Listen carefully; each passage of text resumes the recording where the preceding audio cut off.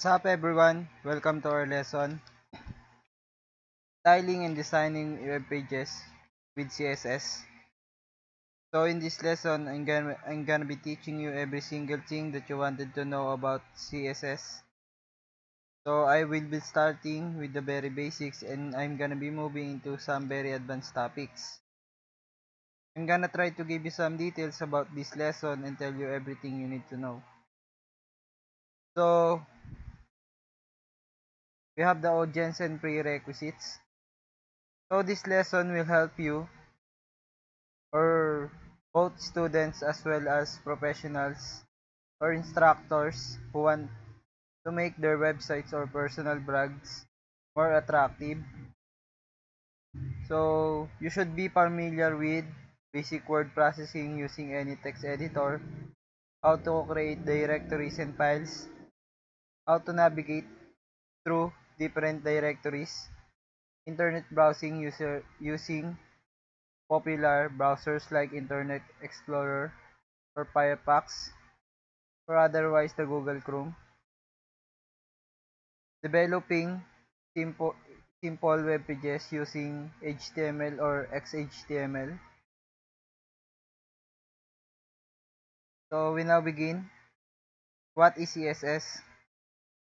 So CSS stands for Cascading Style Sheets, fondly referred to as CSS. It's a simple design language intended to simplify the process of making web pages presentable.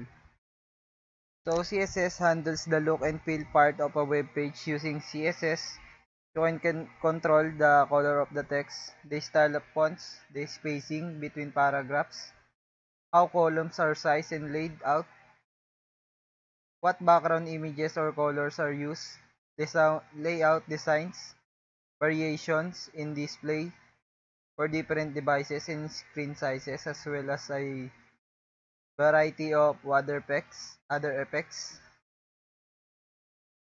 CSS is easy to learn and understand, but it provides powerful control over the presentation of an HTML document. So most commonly, CSS is combined with the markup languages, HTML or XHTML. So advantages of CSS.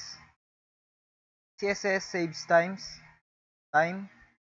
You can write CSS once and then reuse same sheet in multiple HTML pages. You can define a style for each HTML element and apply it to as many web pages as you want. Pages load faster. If you are using CSS, you do not need to write HTML tag attributes every time.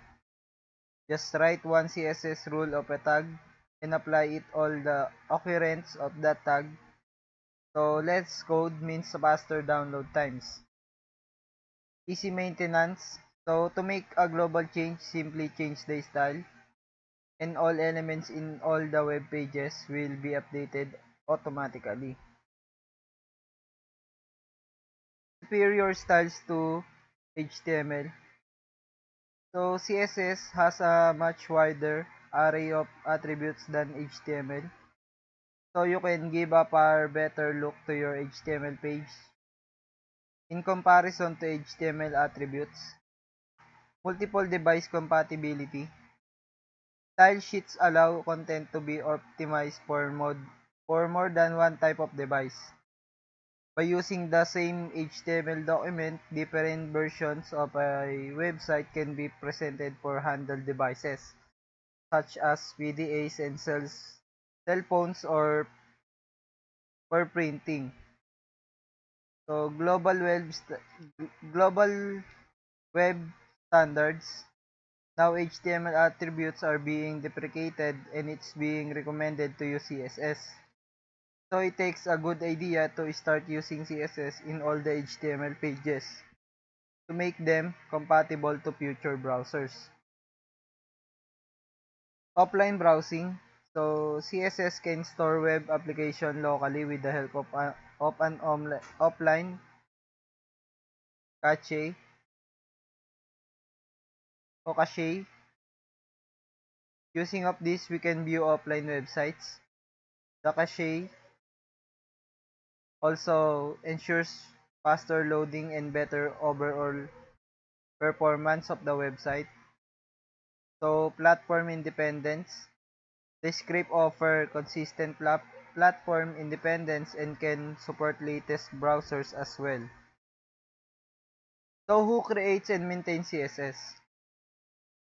CSS was invited by Con Hume Lai on October 10, 1994 and maintained through a group of people within the W3C called the CSS Working Group.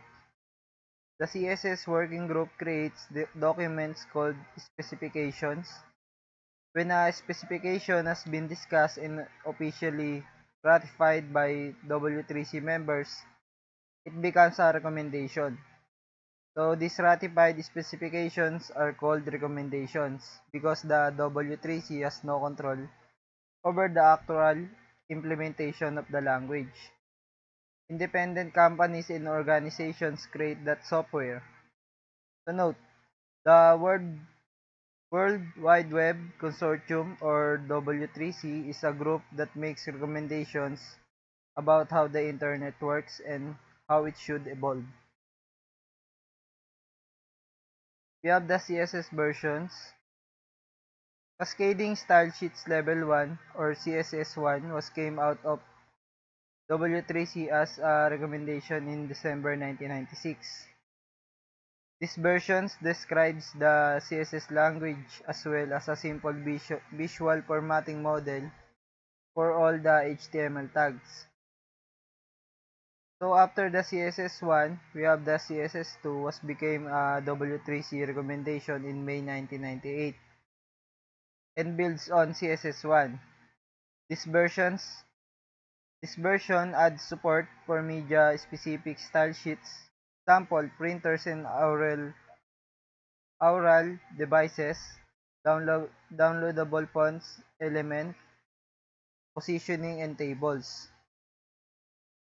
CSS3 was became a W3C recommendation in June 1999 and builds on older versions CSS.